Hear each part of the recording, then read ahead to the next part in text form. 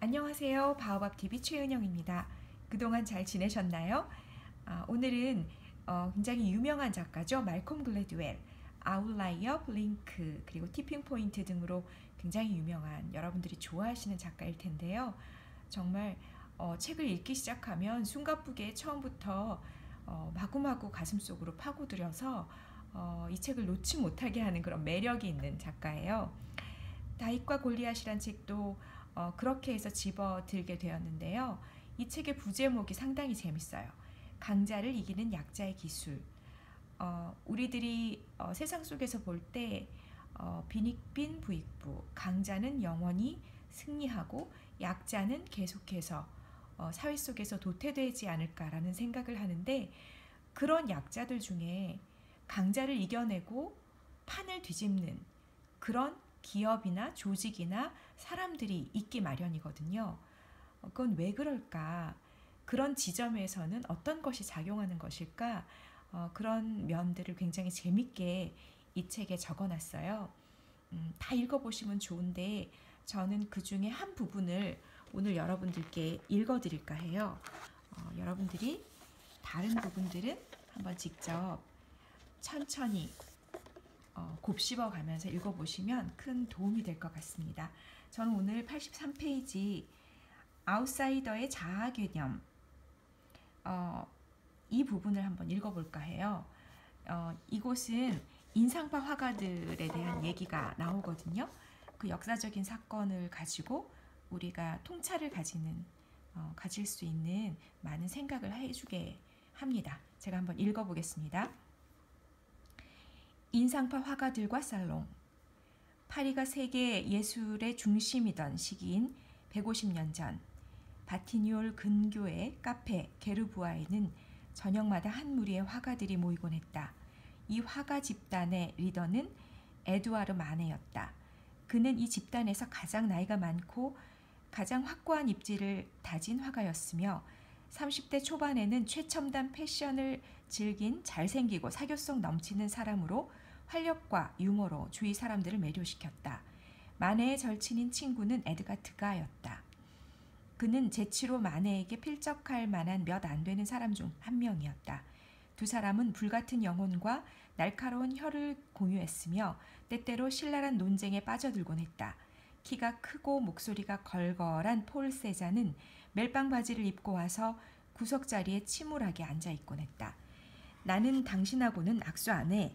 어느 날 세자는 자리에 주저앉기 전에 마네에게 이렇게 말했다. 여드레 동안 씻지 않았거든. 자아도취가 강하고 굳센 의지의 소유자인 클로드 모네는 다른 사람들보다 교육을 덜 받은 식료품 가게집 아들이었다. 그의 가장 친한 친구는 넉살 좋은 건달 피에르 오귀스트 르누아르로 우정을 지속하는 동안 모네의 초상화를 11점이나 그릴 정도였다. 그 화가 집단에서 도덕적 나침반 구실을 한 사람은 지독하게 정치적이고 충직하며 원칙적이었던 까미유 피사로였다. 심지어 가장 성미 고약하고 인간관계를 꺼려했던 세잔조차 피사로를 좋아했는데 몇 년 후 그는 자신을 피사로의 학생 세잔이라고 규정하기도 했다.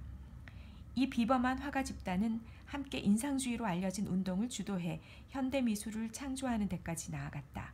이들은 서로의 초상을 그렸고 옆에서 같이 그림을 그리며 정서적으로나 재정적으로나 서로를 도왔다. 오늘날 이들의 그림은 전 세계의 모든 주요 미술관에 걸려 있다. 그러나 1860년대에 이들은 어려움을 겪고 있었다. 모네는 빈털털이었다. 그가 굶어 죽지 않도록 르누아르가 빵을 가져다 준 적도 있었다. 그렇다고 르누아르의 사정이 더 나았던 것도 아니었다. 그는 편지를 보내기 위한 우표를 살 돈도 없었다. 그들의 그림에 관심을 가졌던 미술상은 사실상 아무도 없었다. 1860년대 파리에는 소규모 미술 비평가 집단이 있었는데 이들이 인상파 화가들을 언급할 때면 대체로 비하하는 투였다. 마네와 그의 친구들은 대리석으로 덮인 테이블과 조잡한 금속 의자가 놓인 어두운 벽면의 카페에 앉아 먹고 마시면서 정치, 문학, 예술에 대해 논쟁했다. 그리고 자신들의 화가 생활에 대해 가장 구체적으로 논쟁을 벌였다. 인상파 화가들은 모두 다음과 같은 중요한 질문 한 가지와 씨름하고 있었다. 예술 전람회, 즉 살롱을 도대체 어떻게 해야 한단 말인가? 예술은 19세기 프랑스 문화생활에서 막대한 역할을 했다.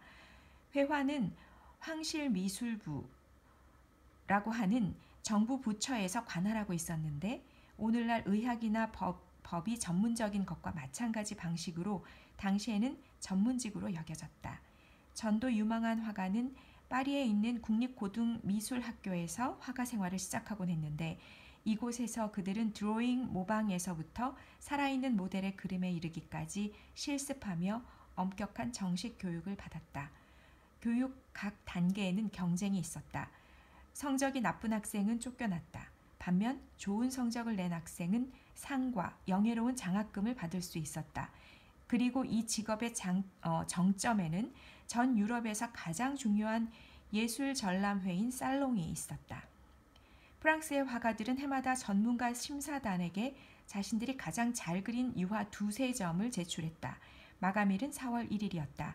세계 각국의 예술가들은 캠퍼스를 실은 손수레를 끌고 자갈이 깔린 파리 시가지를 거쳐 파리 세계 박람회를 위해 상젤리제 거리와 센강 사이에 건설된 전시회장인 산업궁에 작품을 제출하려고 몰려들었다. 그리고 그 다음 몇 주에 걸쳐서 심사단은 차례로 각 그림에 투표를 했다.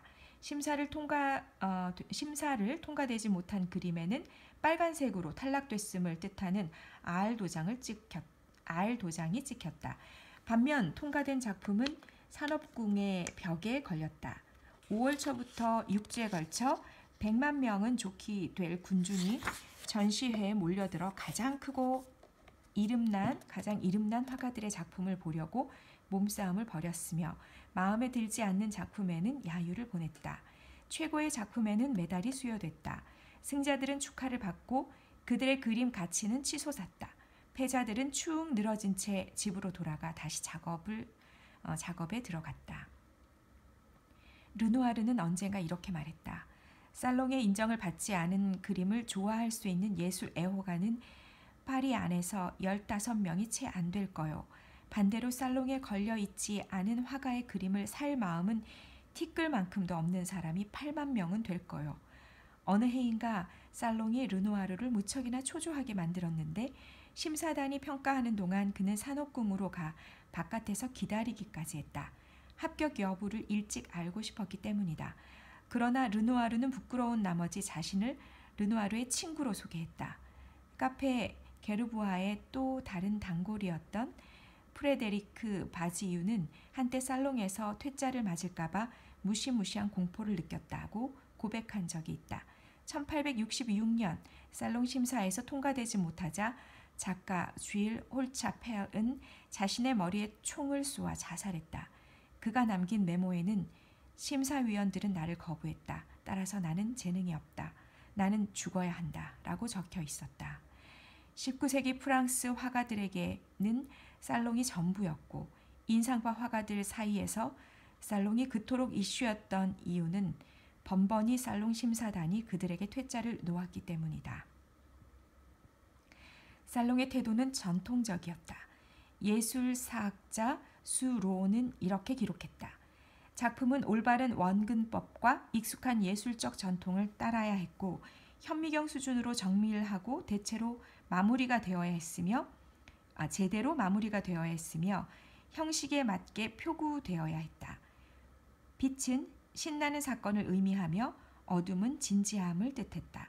서사적인 그림에서는 정확할 뿐만 아니라 도덕적으로 허용되는 분위기의 장면을 만들어야 했다. 오후의 살롱은 파리 오페라 극장의 밤과도 같았다. 관객들은 영혼이 고양되고 즐거워질 수 있기를 기대했다. 대부분의 경우 관객들은 자신이 무엇을 좋아하는지 알고 있었고 그들이 알고 있는 것을 보게 될 것이라고 기대했다.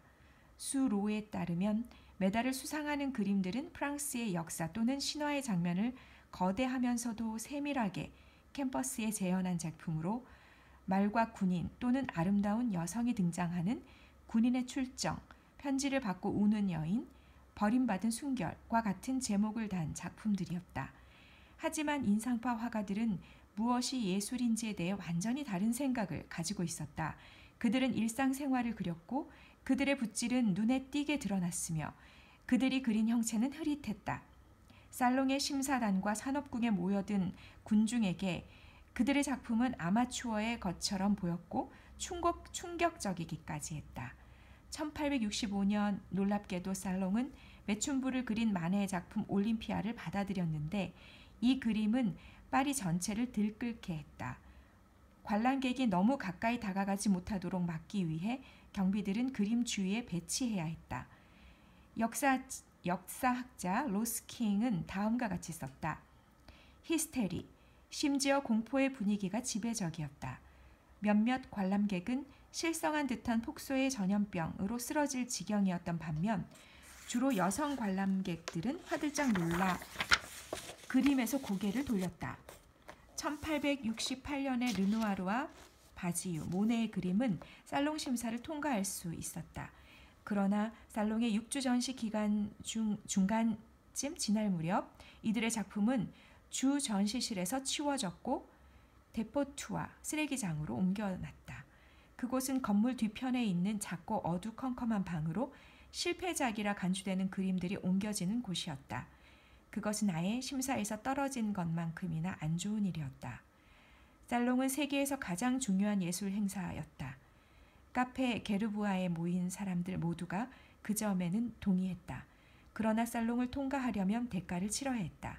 그들이 의미를 찾지 못하는 종류의 미술 작품을 만들어야 했고 다른 화가들의 작품 무더기 속에 묻혀버릴 위험도 있었다. 그럴 가치가 있는 것인가? 살롱의 문을 계속 두드릴 것인가?